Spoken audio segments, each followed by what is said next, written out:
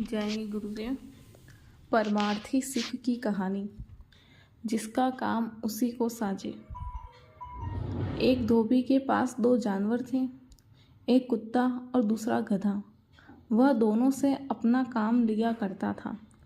कुत्ता घर की रखवाली करता था, गधे से अपने कपड़ों की लादी ढोता था।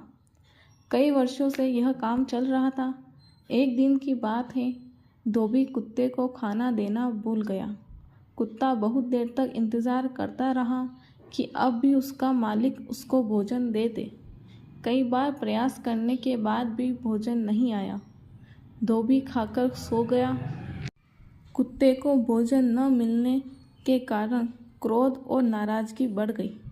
रात को 12 बज रहे होंगे। मध्य रात्रि को धोबी के घर चोर आ गए। कुत्ता सब देखता रहा, लेकिन गुस्से में धूत होने के कारण यह तय कर लिया कि अब हम आज भूखेंगे नहीं। जब मालिक को मेरे भूख की चिंता नहीं, तो मुझे भी चोरों के आने पर भूखना नहीं। गधे ने अपनी सांकेतिक हरकत से कुत्ते को अपना काम करने की प्रेरणा दी, लेकिन क्रोध में उसे कुछ समझ नहीं आया।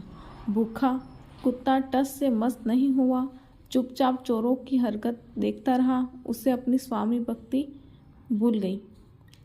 जब गधे ने देखा कि कुत्ता अपना काम नहीं कर रहा है, तो उसने सोचा कि चलो मैं ही अपने मालिक को आवाज़ लगाकर जगा देता हूँ, ताकि मालिक का घर लूटने से बच जाए।